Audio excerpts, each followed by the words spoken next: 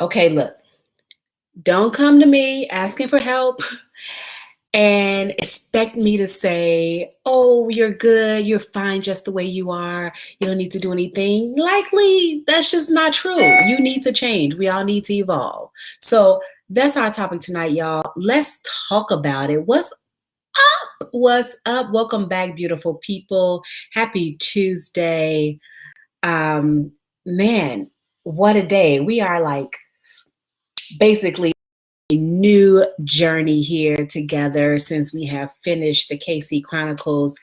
It seems like I've told you guys so much about the past, the hurdles, the struggles to get through my childhood, to get through young adult life. I guess I'm still technically a young adult. Am I? I don't know. I'm kind of in the middle now. I don't know. But I told you so much about the struggles and all the different traumas I've been through, and to some extent how I heal. But I feel like really there is another level that people don't quite understand, because when people come to me and they have questions and they want help, and they always say stuff like, I am thinking positive and I'm doing this and I'm doing that. And that's cool, but it is much, much deeper than that. Also, I find that people are just not people, everybody, of course, but too many people lack courage. You don't have courage to change your life. So you're just looking for somebody to tell you that it's okay. But if you hate your life, if your life sucks by your own admission, if your life sucks, then everything is not okay. You're not okay. You need to do something different. You need to do something to change your life. The problem is, generally, it takes guts to change your life. It really does. What up? What up? Where y'all at? I have some bourbon tea tonight instead of wine. One of those nights I have a little stuffy face. Bases me, taking care of me after a long day of fussy face. So what happens is people will get on these kicks, diets, cleanses, start doing these meditation routines or affirmation routines and things like that, and think they're really fully changing their life. And those things are wonderful. I believe in a lot of that stuff too, but that is not the same thing as changing your life. What up? Red wine on deck. I see you, girl. I see you. Get it in. So I'm like, here we go. Okay, we're on IG and Facebook. What's up, y'all? Hey. So I'm like, that's cool. That's good stuff, actually. It's really good stuff. There's nothing wrong with it. It helps life. Hey, what up, girl? And everybody should have their own routine, their own discipline of self-care, of meditation, of diet, a healthy diet, exercise, whatever makes you feel good. Hey. But that is not the same thing as changing your life. You can't, and when I say people go hard, they will go hard and they will argue about all the things they're doing, pay good money, and then not listen, not do the hard work. And sometimes it's not even that hard, but since it looks like it's hard, they associate it with hard work. They don't do it. And then 3 to 6 months later, they end up back in the same place, complaining about the same stuff or people because they haven't really changed anything. And so I really think it's time for us to dig a little deeper into what it takes to actually change your life. Like me going through all those different traumas was not changed by me thinking positively. That didn't do the trick, okay? It's good to think positively, but in real life, it's hard to think positive all the time if that is not your natural set point. And natural is probably not the right word. I should say that is not your practiced set point. You have to practice whatever your level setting is. So if you are positive, if you're sunshine on a regular basis, then when things happen that are out of your control and they suck, you'll likely get back to sunshine faster than that other person who is grumpy all the time. That's just another reason for them to be grumpy. So they're gonna dig in and stay grumpy. And that's how people live their lives. So in this case, and I said at the very beginning, but I'm gonna say it again, look, don't call me if you're gonna be a punk.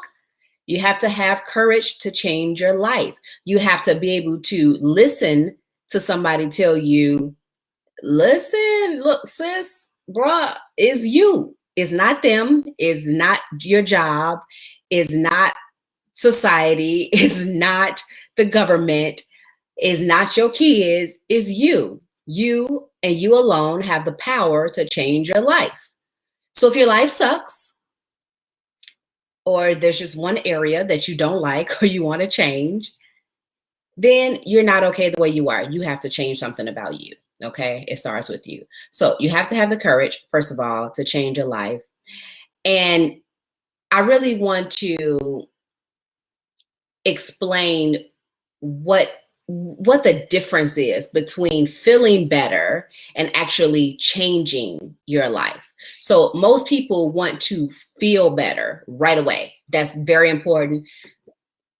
Me too. Like, I'm not an exception. People want to feel better because nobody likes to feel like crap.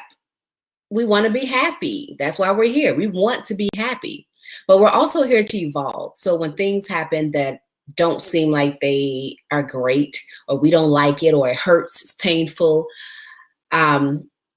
it's for our evolution. So there's a lesson. It's something for us to get. It's something for us to move past. It's something for us to work through. And even sometimes when it don't seem like there's a lesson, it's like, well, what the hell was I supposed to learn from that? You never know.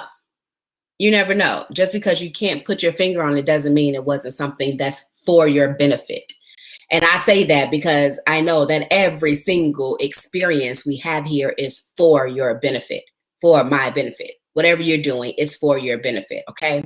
But if your life sucks, if you don't like it, or you don't like a part of it, then you can change it. But before you go and watch all the gurus all day and every day and pay thousands of dollars just to do surface work, or not really listen and follow through, you need to understand what makes you actually shift and change. Because when you associate something as easy, you do it, right? If it's pleasurable, you do it. I shouldn't say easy, pleasurable. If it's pleasurable, if you're getting real pleasure out of it, like, I know this chocolate, if I eat about a pound, it's probably gonna make me fat, but it's so delicious and I have these cravings for it. I cannot keep my hands off the chocolate. I gotta have it because the pleasure is so much stronger than me thinking I'll get fat. And that's how we make decisions. What up? What up? I see you, girl. That's how we make decisions. So we associate pain or pleasure to whatever we're doing or not doing. And then we make the decision from there. So oftentimes when it's time to step up and change your life, it looks like Facebook's frozen. All right, I see y'all. We here.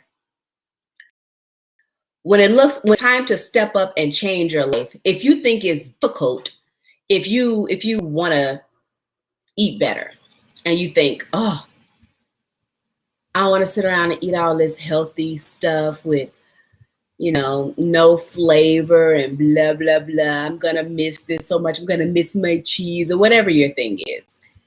You associate pain with changing your diet, or you associate pain with working out. If you need to start moving and, getting physical to get healthier, get your heart pumping, whatever your thing is.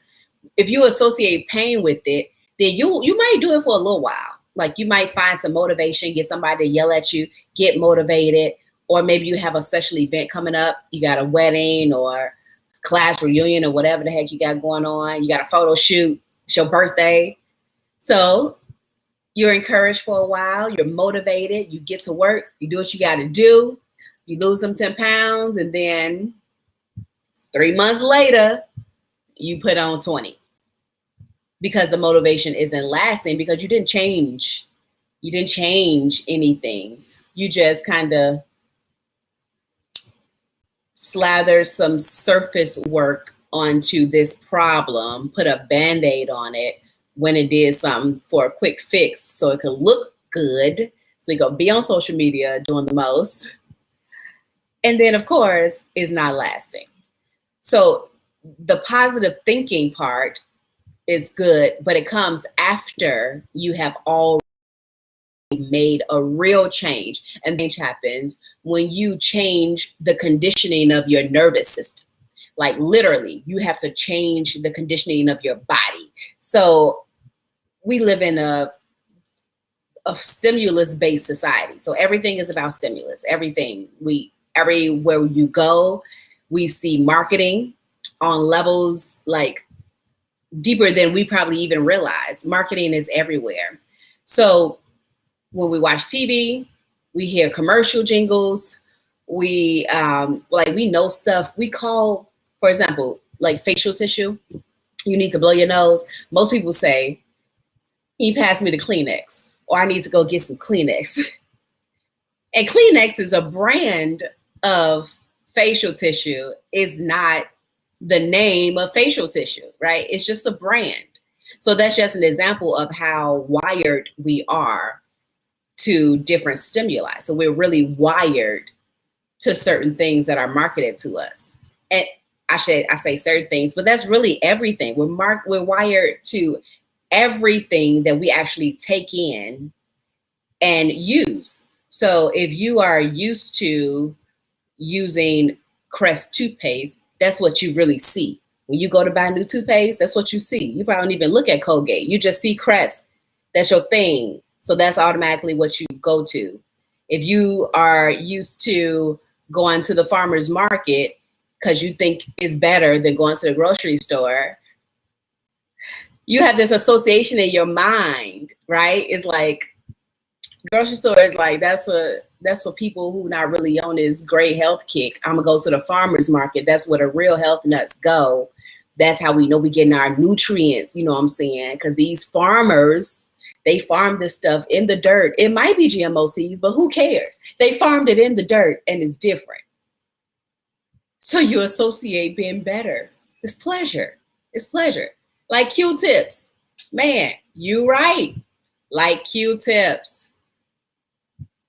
Not cotton swab sticks or whatever. What's the generic called? It's like cotton swab something. Cotton swabs. Maybe it's just cotton swabs. But we say Q-tips.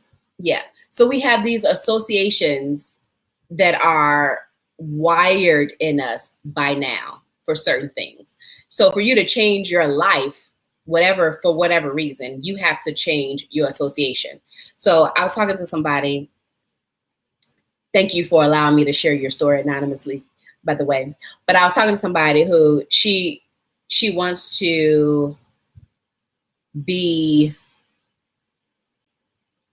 I guess she wants to be married, but at the same time, she don't really like men because she associates pain to men from past relationships. So on the surface, she's saying, I really want a good man in my life. I want somebody to share my life with. I want to be married. She already has kids. I don't think she wants more kids, but she wants this certain lifestyle that her body, her nervous system is wired against. So when she goes on a date with a guy, any little thing will trigger her and she'll walk out and say, this isn't gonna work. he isn't right. I'd be like, well, it was a first date. What exactly happened? And every time, it's been like 3 times. Every time she would say something that reminded her of the past because she is in so much trauma still. She don't think she is because she thinks I'm perfectly fine. I don't even think about that person anymore. Blah blah blah. I'm over them. But every time she goes to meet this new person, a new person, they're different people. Every time she goes to meet a new person, if they say something or do something true the way this other guy did, she's like triggered. She's for real triggered. And the trauma comes up because her nervous system is wired to link that pain to dating men from this one really bad relationship because she's in pain. She don't realize it, but she's in pain. She's wired that way. That's the same way we get marketed to. We don't realize it all the time until we look up and, we see the golden arches and everybody knows what that means. It's in there. It's in our brain. It's in our bodies. The response is there, but you just don't always notice it. So she's going through this back and forth, I'm doing everything right. I'm doing everything right. I am eating well and I'm working out and I'm being a great parent and taking care of my kids and I'm, killing it at work and getting promotions and making this money and I'm doing everything right. And I look good and dudes always want to get at me. I'm always, I got action, but nobody is good enough to actually have a full relationship with. Nobody is checking the boxes for her. And everybody somehow reminds her of someone actually. She says is not that. That's not what's happening, Lady Wake. That is not what's happening. But every time I'm like, so when this happened, what did that make you like? What did you think of? What did you say to yourself? How did you connect these things? How did you determine that was a no-go? That was a deal breaker? Have you ever met a person who has 100,000 rules and you'd be like, so who exactly are you trying to date? Like, Jesus is not on, into this. I don't know. Like, do you want a human being? Because human beings have flaws. Not really, but have flaws. Hey, Miles. Oh, sweet baby. So she was one of them people. She's changed, but she was. All the check marks. The person has to have this, and be everything that this other person was not. That's the focus. And I'm giving her an example because it was it was obvious. It was kind of like, come on, like you obviously have some trauma left over from this last relationship because you passing along to everybody who come into your life. So let's tackle that. But it was literally in her nervous system. She had a physical reaction to whatever reminded her of that last person. And we all do this. All of us, we all have an actual nervous system reaction to what we're used to, what we know. And it could be positive or negative. When I know I'm about to go get a good workout in, like I'm about to go to the gym, I'm gonna go to my favorite class, it's leg day, let's go. I get excited. Like I'd be like, let's go. I'm geeked. Because that's what I'm used to doing. My nervous system is like, yes, we like this. We associate pleasure with this particular class. But you ask somebody else, one of our friends, they'd be like, are you freaking crazy? Why would I do that to myself? I hate that. No, not going. Because they associate pain with that same thing. So you get my point. I have bourbon tea tonight. You get my point. So then how do we change that? How do we recondition our nervous system so that it responds to new stimuli?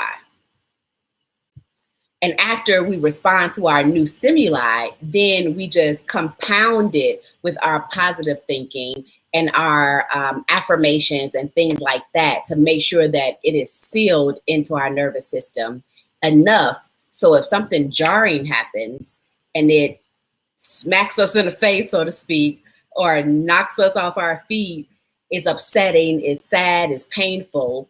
If something happens, it might take us down, like we might dip a little bit, but we'll get back to our set point much faster than if we don't change our actual conditioning. Okay. So to change your conditioning, I said earlier, and I said it probably 2-3 times already. You have to have the courage to change your life. You must have you cannot go through life thinking you're okay the way you are. If you're just okay the way you are all the time, you're never evolving. And the point is to evolve. That is the point. You're here to be happy. If you're not happy, then you're not okay. If you're not happy, you need to change. I don't care what they're doing. If you're not happy, if your life isn't working for you, you need to do something about that, okay?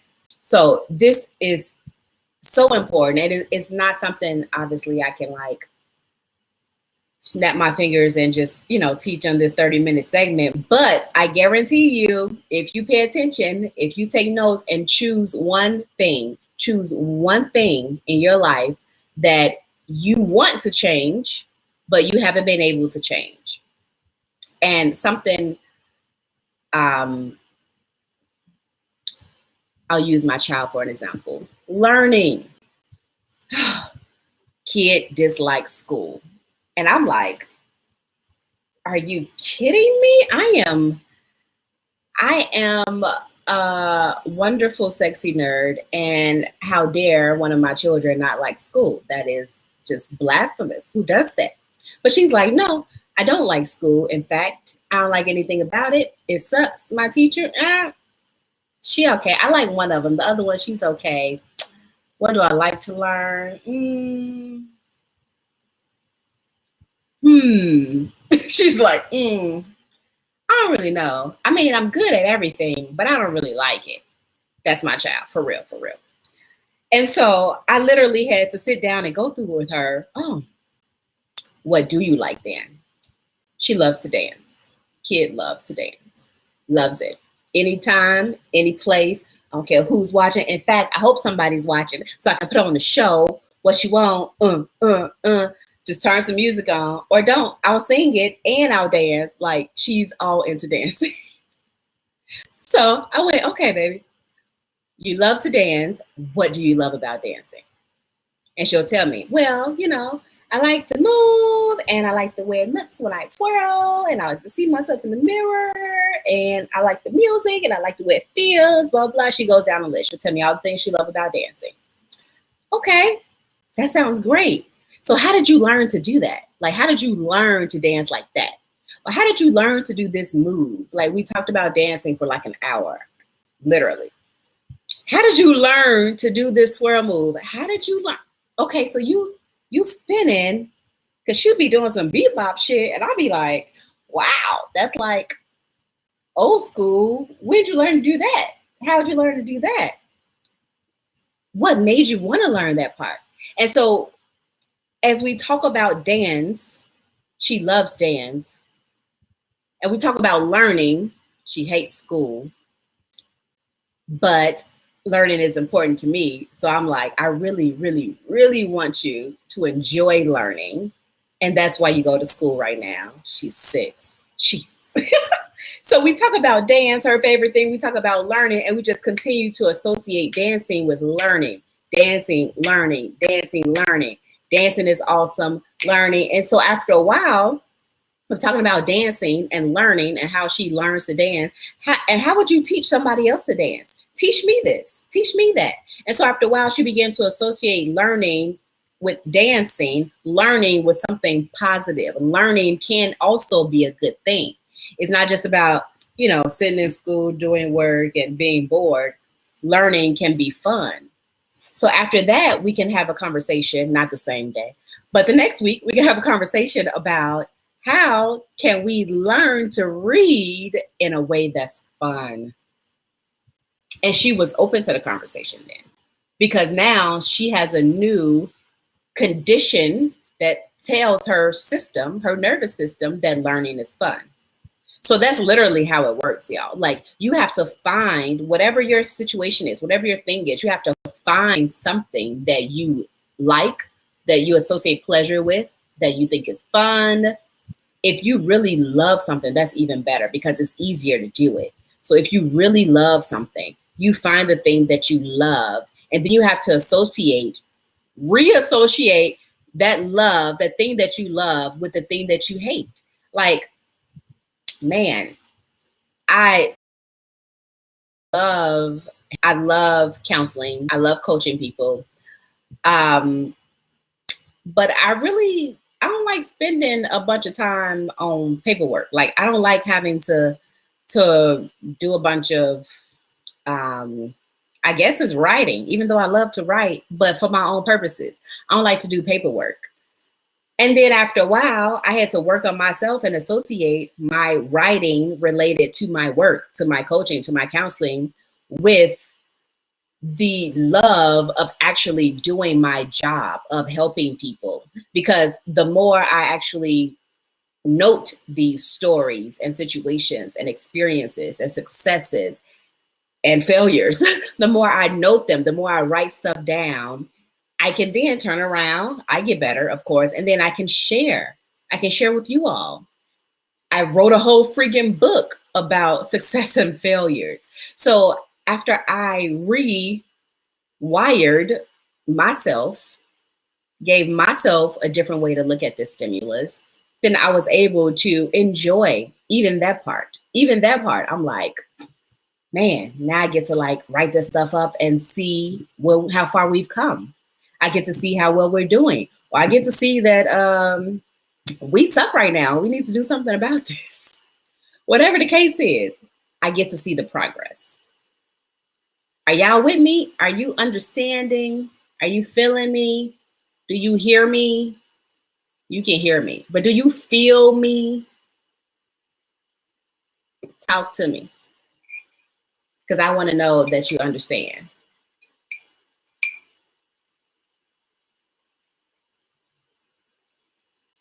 Your evolution is rooted in your nervous system. It's in your body, not just in your mind. You can know something cognitively. You can know a lot of shit. I told y'all, I don't know if it was last week or 2 weeks ago, I told y'all, like, I'm so intelligent. I used to trick myself into dumb shit. I would trick myself into staying in trauma because I was just so smart. I was like, okay, but A plus B equals C. But if you square everything, then like doing the most to convince myself of whatever I wanted to convince myself of, right? And that's most people. Most people can convince themselves of whatever they want to, for the most part, whatever. So since you know that, you know you're intelligent, you cognitively know stuff, you can convince yourself of whatever. But you knowing it in your brain, in your mind, is not going to get you to make the change that in a way that it'll be lasting. It needs to be lasting. You can do anything for 3 to 6 months. Shit, you can do it for a year. I'm sure you met somebody and they had this mask for like 6 to 9 months, and then after a while you was like, who the hell are you? Because they were able to fake it for a while. I appreciate that feedback. Thank you. Thank you. They were able to fake it. You can fake anything almost for a good amount of time, but after a while, it'll break down. And when it breaks down, it gets bad. It gets really ugly if it is something that is important to you, if it's your relationship with your spouse, if it's your relationship with your kids, if it's your career, something that's near and dear to your heart, your life's work, if it's your finances, if it's your body, that breakdown can be detrimental to your life. So if you don't like something in your life, make a decision that you're going to do something to change it. You got to dig up that courage. I don't care how deep you got to go, dig it up. And now you know that the surface work is fine, but it really comes after you dig deep and you change your nervous system and you learn to associate pleasure with whatever that thing is that you need to change. Okay? And I just told you how to do it. So if you missed it, go back, I don't know, 15 minutes and learn how to recondition your nervous system to new stimuli so you can change your life. And this way you change it for good. Now, after you recondition yourself, then you can do all of those other things to reinforce you. So then you can do all your affirmations. You can do your, your meditate. You should meditate anyway, or whatever your version of meditation is, you should do that anyway. But after you've reconditioned your nervous system to what you really want, you're doing something you want. You're linking pleasure to what you want, something you really want. Then all those other things on top of it, that healthy diet, that exercise, that positive thinking, those affirmations, that yoga, whatever you're doing, that stuff will help you stay on track. It'll help you to really sear that new condition into your body even better. So just like you had that trauma in your body, once you shake that mess loose, you replace it. You can't just leave it empty, right? You shake the trauma out and you replace it with what you really want. And then you do everything you can to make sure it is as deep as possible in your nervous system. And when something happens that sucks, because it will, this is life, sometimes things just suck. Experiences suck. Sometimes it hurts. Sometimes we don't know what the hell to do. It happens. So when it happens, you might feel a little hit, you might get knocked down a little bit, but I guarantee you, if it's seared in your nervous system, your default reaction will be to get back to where you used to be. You will, when I tell you, you can't handle it. Like, I'm so used to being happy now that I cannot stand it when I don't feel good. It is painful. It's so painful.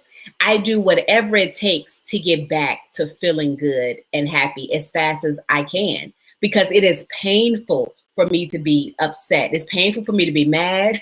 It's painful for me to be sad for a long period of time. It happened in spurts. But for a long period of time, y'all, it's painful for me. I don't like it. Can't stand it. I don't feel like myself. I feel sick. It sucks. And that's because I just conditioned my nervous system. This is my set point. Happy.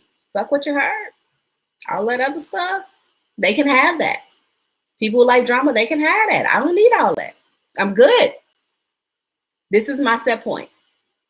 So since I really conditioned my nervous system to be happy, to feel this dopamine release, just a steady state from anything, from smiling, from texting a friend randomly, I love you, from a corny ass joke. I love corny jokes. Tell me a corny joke. Let me run into a corny person. I am in heaven. I love it. From anything, from some delicious food, from some bourbon tea, from a glass of wine, from a hot shower, anything I can reach for to maintain my happiness, I do it. And I've conditioned myself to do it. That's practice. That's not just innate. Unless you're a baby, they innately know how to make themselves happy or make you keep them happy. It's practice, y'all. It's practice. And that's how you change your life. Yes, default, happiness. Absolutely. Absolutely. I see you. But that's it. That's what we're doing today. Have the courage. Stop being a punk. There's so many punks out here. So many punks. And sometimes you're a punk too. Sometimes I'm a punk too. I get it. We all, we have our limits. We have our things that are harder to do than others, And sometimes we are tempted to punk out. But listen, it's not worth it. Because you're going to be here again. You're going to be in the same place again in 3 to 6 months, unhappy, unfulfilled, unsatisfied, and needing to do something about it, okay? You're not okay just the way you are. Evolution is necessary and it's happening whether you're going along with it or not. So you might as well make life a little easier for yourself and do something to change you so that you can change your life. You're a cornball. Cornballs are fun, man. I'm a cornball too. So corny. And crack myself up too. Friends be like, really? Like you really having fun over there by yourself, huh? And I'm like, I am though. Just you didn't get that? I just super corny. Super corny. But yeah, that's where it's at. That's what we're doing going forward. That's what we're doing. We're learning how to make real changes in our life and little by little how to really come out of trauma in a way that you don't snap back when you're triggered. Trigger is such a popular theme nowadays, to the point where people are like censoring or trying to censor everybody else because they don't want to, oh my God, you might trigger somebody. Don't say that word, or don't talk about this thing. Don't talk about that. Somebody might get triggered. And it's like, listen, I get it, but I don't agree with it is really what it is. I think it's stupid. Just like cyberbullying, the shit is stupid. I can't call you a real bully. Like you on the computer. Go on somewhere with this dumb stuff. I don't get it. Okay, I might be showing my age. I just don't get it. Like it doesn't seem that serious to me. And the same thing with your triggers. Like your triggers are yours. Ain't got shit to do with me. You won't tell me that I can't talk about my trauma because you triggered? That's stupid. That's stupid. It just is. And I can't go. And you shouldn't either, because you are the only one who has the power to control that kind of stuff. You control it for you. You control yourself. You can't change nobody else. You can't control anybody else. And that's why you have to get your conditioning together so that no matter what they're doing, they can't touch you, because they will try. If people know you have a weakness, if they know your triggers and they trying to get at you, you better believe they coming for you. And I say people because sometimes it's, random people, but sometimes it's your close people you love. They mad at you, they coming for you. They know what's gonna make you upset. They know what's gonna hurt your feelings, and they gonna come at you with it. What you gonna do about it though? Because you could be like, oh, that's cute, nice try, if you've been practicing. Just, you say you can log off, right? Like log off, block a dude, whoever, like cut it. You have no power over here. That's really the point. No power. But all right, y'all, I'm gonna get my life out here and get to bed early tonight. I hope. That's my hope and my dreams tonight. But thank you for joining me. This is the season, for instilling these new thoughts and ideas. And everybody's talking about things like law of attraction and all this kind of stuff. Great, and is important, and it works. But most people don't know how to implement it. So I'm going to show you how, bit by bit. This is just lesson number 1. All right, y'all, let's go. Yes, I am excited. I am. Until next week, next Tuesday, meet me back here at 8 p.m. Please hit the like button, share this video. We out here just to provide help to whoever wants it. So, all right, y'all. Until next week, peace and love.